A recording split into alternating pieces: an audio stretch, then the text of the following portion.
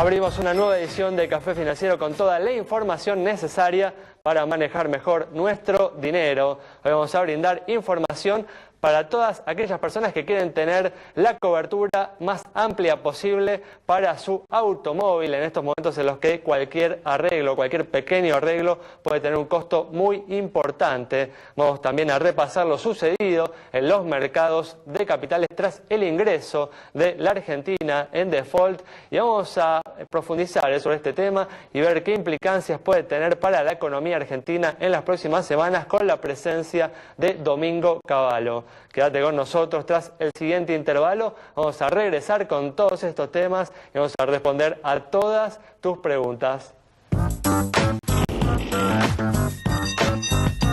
Muy bien, ya estamos aquí con la presencia de Santiago Chelala, también está como siempre Yamila Escala y hoy nos acompaña una vez más Julián Siri para repasar lo sucedido en los mercados de capitales, una semana muy turbulenta tras el ingreso de la Argentina al default. ¿Qué tal? ¿Cómo andan? Hola, muy bien, ¿cómo les va? Bueno, gracias por estar aquí.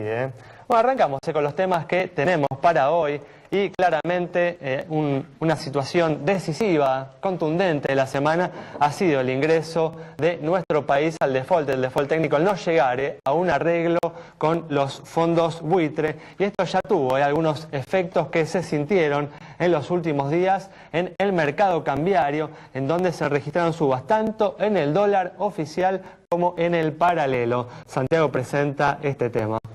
Bueno, se llame como se llame, ¿no? Recordemos que para el gobierno esto no es default, porque default es no pagar y el gobierno ha pagado. En todo caso, hay un problema de cobro. Pero bueno, la mayoría del resto del mundo, por lo menos las finanzas, le dice default a esta situación, ¿no? Es igual una distinción importante, ¿no? Que hay que reconocer. Así es. Juli, ¿querés agregar algo? Sí, me gustaría detallar realmente, más allá de la semántica, es default, aclarémoslo. En el prospecto de emisión que firmó Argentina, porque ahora, digamos, vamos a hablar las cosas como son, después hablaremos si tiene razón una parte o no, o la otra, pero el prospecto de emisión que se firmó dice de que la responsabilidad es del que hace los pagos hasta el punto en el cual el dueño, el tenedor del bono, reciba el cobro. Si no lo recibe, entonces, en teoría, no está pagando, con lo cual es un evento de default.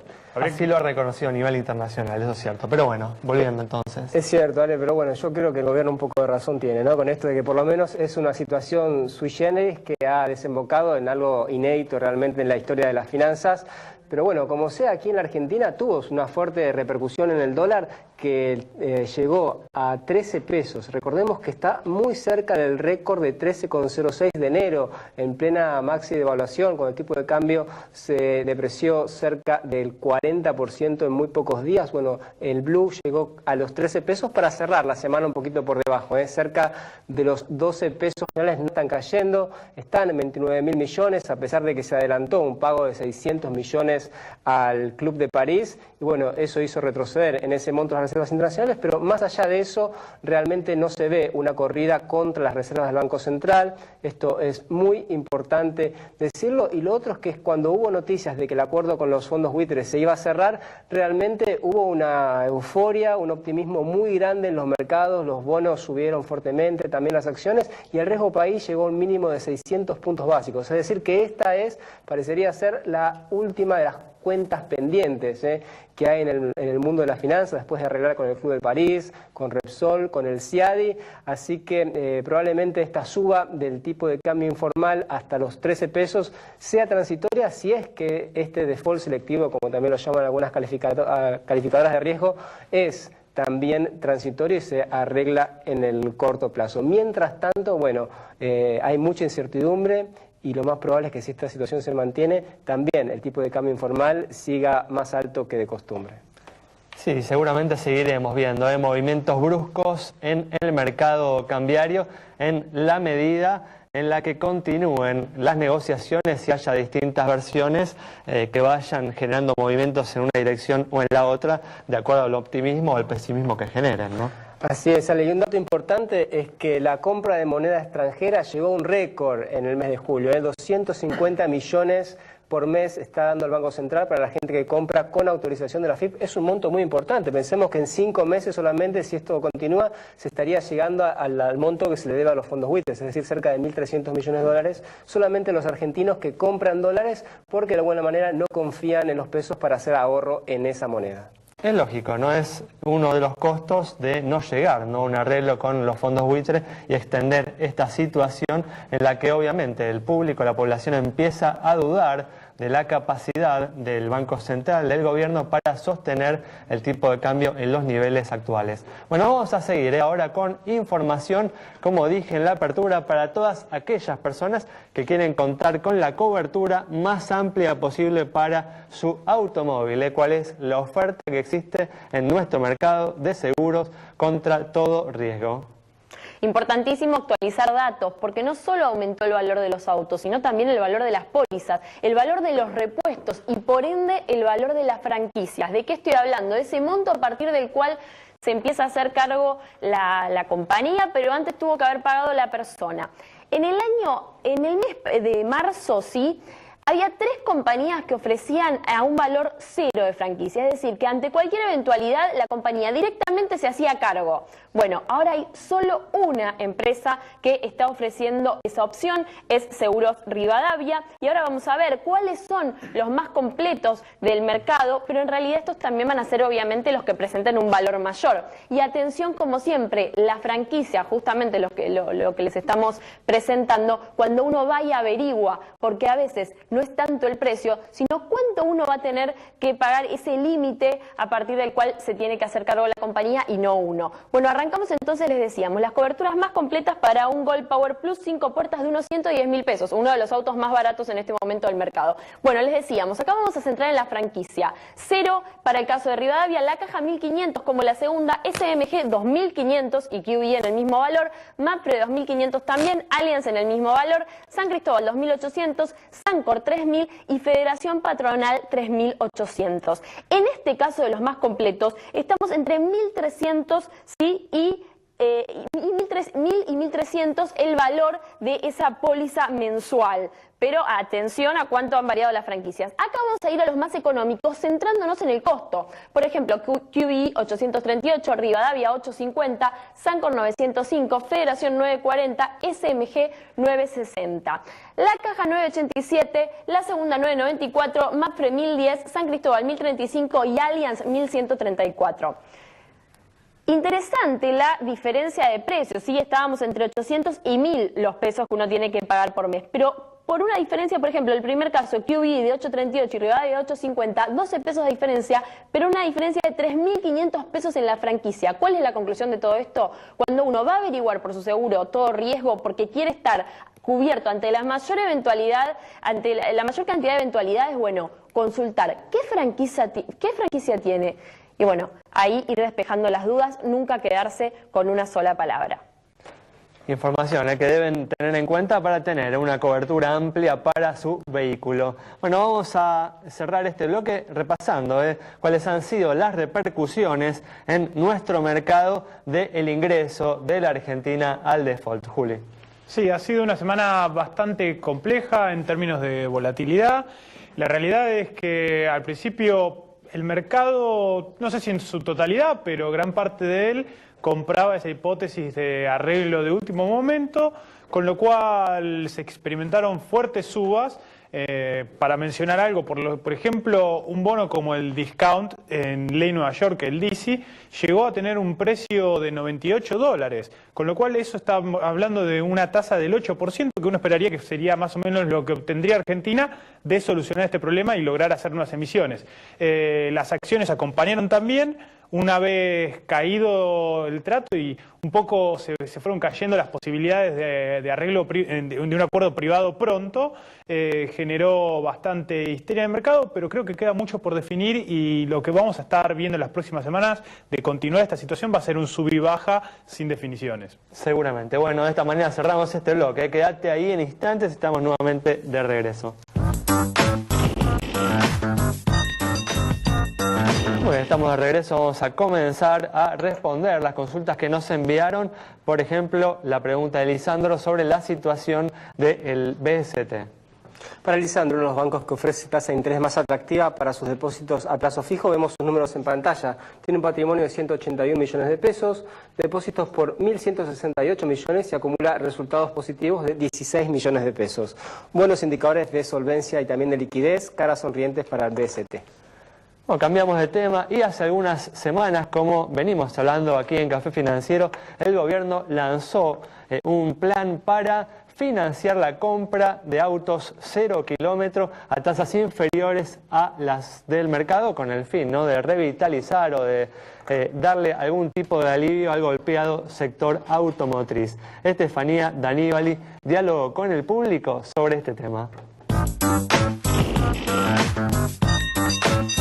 Café Financiero dialogó con los consumidores para saber si están al tanto de este programa y si creen que será una oportunidad para alcanzar el 0 kilómetro. Sí, me parece buena. Sí. ¿Por qué? Sí, porque se puede financiar 36 cuotas, 48. No, eso está preparado para gente de bajos recursos que no pueden acceder a eso porque no les da la cuota como para poder pagarlo. Es un papelón como todas las cosas que han venido haciendo hasta ahora. ¿Y te parece que es una buena medida para estimular la industria automotriz que venía muy parada este año? Sí, yo creo que sí, todo lo que se pueda hacer, siempre va a haber gente que va a estar al alcance, ¿no? Es una buena opción. ¿Y te parece que es una buena alternativa para estimular el sector automotriz que venía muy parado este año? Sí, desde ya que considero que sí, que lo es. Sí. Y es clara la idea, me parece, como para dar una mano a la industria automotriz, sí, bienvenido sea. Y pues me parece que genera muchos puestos de trabajo, yo soy un neófito en eso, pero me parece que labura mucha gente. Muy bien, es una alternativa interesante para quienes quieren acceder a un automóvil 0 kilómetros. Ya vimos en programas anteriores que los préstamos que pertenecen a este plan tienen un costo significativamente inferior a lo que se consigue hoy en el mercado. Bueno, cerramos este bloque respondiendo a una última pregunta sobre la situación de una compañía de seguros. Para Enrique, que nos consultó sobre la situación de CNP, esta empresa presenta un activo de 475 millones de pesos, pasivo 297 millones, patrimonio 177 millones de pesos, resultado 42 millones, primas 268 millones e informa 21 juicios. Con indicadores que se condicen con los del promedio del mercado, es que le otorgamos la luz verde de nuestro semáforo. Y recuerden, @Café Financiero en Twitter o como Café Financiero en Facebook nos encuentran, nos consultan. Cerramos así el bloque, quédate ahí en instantes, vamos a estar dialogando con Domingo Cavallo.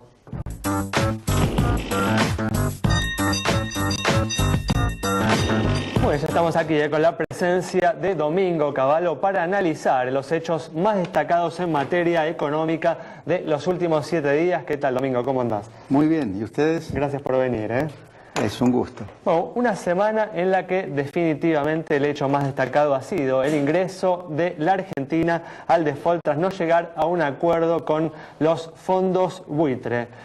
Domingo, ¿crees que esta situación que se ha generado, este default técnico en la Argentina, es una situación momentánea o crees que esto puede terminar en una caída de la reestructuración de la deuda? No, yo creo que es momentánea, espero que sea momentánea. En realidad el gobierno tendría que haber buscado un acuerdo antes del 30, pero no lo logró o no quiso lograrlo. Pero lo importante es que a más tardar en enero, febrero, se llegue a un acuerdo respecto a cómo va a hacer Argentina para cumplir con la sentencia de Griesa y entonces ya no estará esta cláusula Rufo vigente y por lo tanto no habrá riesgo de que el resto de la deuda reclame el mismo tratamiento, con lo cual, si antes no se ha producido eso que llaman la aceleración de toda la deuda, en principio, a partir de enero, febrero, se podría volver a una situación normal en relación a los acreedores, y si ya para entonces ya no hay litigios en puerta, Argentina podría volver a acceder a los mercados internacionales de crédito y eso facilitaría llegar, no digo bien, pero por lo menos sin que se agrave la actual situación económica al final del gobierno de Cristina, ¿no? Bueno, ¿crees que el único o el principal motivo de que la Argentina no haya llegado a un acuerdo con los fondos buitre en esta instancia es la existencia de la cláusula Rufo? Bueno, yo creo que a su vez el gobierno se engolosina un poco con esto de poder confrontar con los fondos buitres, poder hacer este juego. Antes fue Braden o Perón, ahora es Griesa o Cristina. Al gobierno le gusta siempre tener a alguien a quien echarle la culpa de los problemas que hay en el país, ¿no? Y Entonces, cierto beneficio político, claro, ¿no? En el corto plazo eso se refleja en mayor apoyo popular a la posición del gobierno. Obviamente, si a la gente le dicen usted está con los fondos buitres o está con el gobierno de Cristina, todo el mundo va a decir que está con el gobierno de Cristina, ¿no es cierto? La gente tampoco visualiza bien las consecuencias de no llegar a un acuerdo. Así que yo creo que ha jugado un poco todo eso, pero lo importante es que este engolosinamiento con los beneficios políticos que en el corto plazo podría traerle a la presidenta la confrontación con Griesa y con los fondos buitres, no los lleve a que esto se prolongue hasta el final del mandato de Cristina, porque en ese caso es probable que la situación de recesión, alta inflación, desequilibrios fiscales y también del comercio energético y de muchas otras cosas se irían agravando en lugar de por lo menos mantenerse en los niveles que están actualmente, ¿no? Igual, ¿te parece que el gobierno no entiende la existencia de estos costos económicos que pueden transformarse en políticos con el transcurso de los meses? Sí, pero el gobierno entiende y los ve, pero a mí me parece que el gobierno siempre ha priorizado el tema del apoyo que se refleja en las encuestas y además tiene este estilo de confrontación permanente y de, por un lado, ubicar a los malos y por otro lado, quedar ellos como los buenos. Pero si la situación económica se deteriora... Ah, sí, por supuesto. Yo creo que es jugar con fuego y pueden terminar quemándose, como siempre ocurre cuando se juega con fuego, ¿no? Pero yo pienso que si esta situación actual se prolonga hasta enero, febrero, pero después llegan a un acuerdo, no tendrían que ocurrir cosas tremendas. Ahora, lo que no es dable esperar es que el clima recesivo, la aceleración inflacionaria y todos los otros problemas vayan a desaparecer automáticamente. En realidad son fruto de malas políticas que se han venido aplicando a lo largo de los años, se han acumulado muchos problemas y por lo tanto no van a desaparecer. Además, el gobierno ha perdido credibilidad, por ejemplo, no puede implementar una política de lucha frontal contra la inflación. Si la intentara, se le podría producir un fenómeno tipo Rodrigazo, pero el próximo gobierno, el que asuma el 10 de diciembre del 2015, ese sí va a poder realmente enfrentar los problemas, y si lo hace con inteligencia y con liderazgo del presidente y un buen equipo, yo creo que va a poder resolver esos problemas. El libro que yo he escrito... Sí, justamente estás hablando de estos temas, ¿no? Cómo derrotar a la inflación para avanzar hacia el desarrollo económico y el progreso social. Así es, Camino a la Estabilidad es el título. Lo escribí precisamente para señalar que hay una gran oportunidad con un nuevo gobierno que va a asumir el 10 de diciembre del 2015 para producir una reorganización integral de la economía argentina y comenzar reinstalando un clima de estabilidad que la gente va a considerar muy beneficioso para todo el mundo, y eso va a acentuar el apoyo que inicialmente va a contar el gobierno después de ganar las elecciones como para implementar las reformas económicas que son imprescindibles para que vuelva a haber inversión productiva, para que se creen empleos productivos de alta calidad, para que mejore de manera sostenida la calidad de vida de los argentinos, ¿no? Ahora, volviendo al tema de los fondos buitres, ¿el fallo del juez Griesa le pareció justo? No, yo creo que el fallo... Digo, perdón, y si no es justo, ¿no está bien confrontar contra algo que es injusto? Bueno, pero hay que confrontar en las instancias judiciales que corresponden y con los procedimientos a los que habilita la ley. Se puede criticar, pero una vez que hay una sentencia definitiva, si uno sigue atacando al juez y sigue confrontando y sobre todo toma riesgos adicionales o, por ejemplo, crea una situación donde hay mucho desorden y se desvalorizan mucho los activos argentinos, ahí van a aparecer otros buitres y vamos a tener más juicios y vamos a estar en una peor situación. O sea, cuando ha pasado algo en contra de nuestros intereses, como es este fallo, que no fue revertido en la segunda instancia y la Corte Suprema de los Estados Unidos decidió no revisarlo, bueno, ya es una decisión judicial definitiva. Ahora hay que ver cómo se cumple con esa decisión.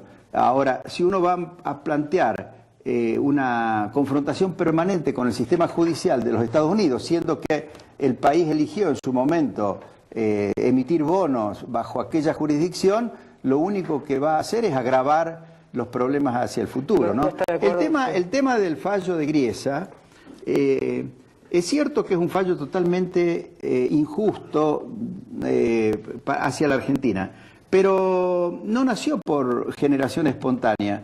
Yo creo que la forma como Argentina fue planteando desde la reestructuración de la deuda del 2005 en adelante, y sobre todo cómo se pretendió defender ante los reclamos de los fondos buitres, fue muy equivocada. Comenzando por la reestructuración de la deuda, debió haberse hecho con unas cláusulas que se llaman de salida consentida, que son la forma de incorporar algo que ahora todos los bonos nuevos tienen, que son las cláusulas de acción colectiva, que eso permite que con un determinado porcentaje de votos, de gente que acepta las condiciones del canje, se imponen el mismo canje a todo el resto, y si no, los que se quedan con los bonos viejos, porque no participaron en el canje, pierden la jurisdicción de Nueva York, y entonces pierden la posibilidad de litigar y de ganar un juicio como este que han ganado. O sea, nació mal esta reestructuración, y la mejor evidencia de que fue mal hecha es que Argentina no recuperó el acceso a los mercados internacionales. Todavía, ahora está el fallo pero aún antes de este fallo Argentina no podía emitir deuda a tasas como las que emite Bolivia o Ecuador o Brasil o Uruguay o cualquier otro país, ¿no? O Grecia, después que tuvo una crisis y que consiguió quitas más grandes que las nuestras. Las reestructuraciones se hacen no solo para bajar el costo que significa la deuda, sino para que las tasas de interés que haya que pagar en el futuro para lograr financiamiento sean tasas normales de interés. En ese sentido, la reestructuración estuvo mal hecha desde el vamos. Pero después, cuando empezaron los litigios, el haber dicho hay una ley bloqueo que significa repudiar la deuda con los holdouts y no les vamos a pagar nada, porque no se le dijo cada vez que Grecia preguntaba cuánto están dispuestos a pagar, no se les dijo lo mismo que le pagamos a los del canje. Eso recién ahora lo han dicho. Se le dijo, no, hay una ley que dice que no le podemos pagar nada. Entonces, claro, eso fue haciendo que avanzaran las instancias judiciales en contra de la Argentina, ¿no? O sea que no está de acuerdo, por ejemplo, con algunas posturas como las del doctor Labaña, que dice, bueno, cambiemos la jurisdicción y paguémosle en otro lado y que la verdad no cobre nunca más, porque si van a querer pretender cobrar 1.600% cuando sería injusto con los bonistas que sí entraron y confiaron en Argentina, el 92% que confió en Argentina, ¿no? Quieren ganar más que ellos. Bueno, pero eso lo dice Labaña, pero si no lo hicieron en aquel momento con la metodología que era viable, esto que yo llamo las cláusulas de salida consentida, que acá las había traído y las había explicado en el año 2001 un experto como Jacob Frenkel, 2 veces expresidente del Banco Central de Israel, ex economista jefe del Fondo Monetario Internacional, uno de los economistas más prestigiosos del mundo, que fue mucho tiempo profesor precisamente de economía monetaria en la Universidad de Chicago, miembro del Grupo de los 30, co-líder del Grupo de los 30 con Paul Volcker. Ese hombre que había venido aquí, precisamente sugerido por Ann Kruger, que estaba trabajando en un régimen general de reestructuración de deuda soberana, pero que no iba a ayudar a Argentina porque de ser aprobado iba a demorar mucho tiempo, sugirieron que lo consultáramos a Jacob Frenkel, que nos trajo la fórmula para que cuando hiciéramos una oferta de canje, bajando las tasas de interés, alargando los plazos, consiguiéramos que entraran el 100% de los tenedores de bonos. Y si quedaba alguno fuera del canje, que no tuviera la jurisdicción de Nueva York para accionar contra la Argentina. Muy bien, Domingo, muchas gracias. Nos tenemos que ir, se nos acabó lamentablemente el tiempo. Nos vamos entonces con el análisis de Domingo Cavallo sobre el ingreso de la Argentina al default y lo que puede suceder en las próximas semanas con la economía local. Nos reencontramos mañana a las 19:30 aquí en Metro.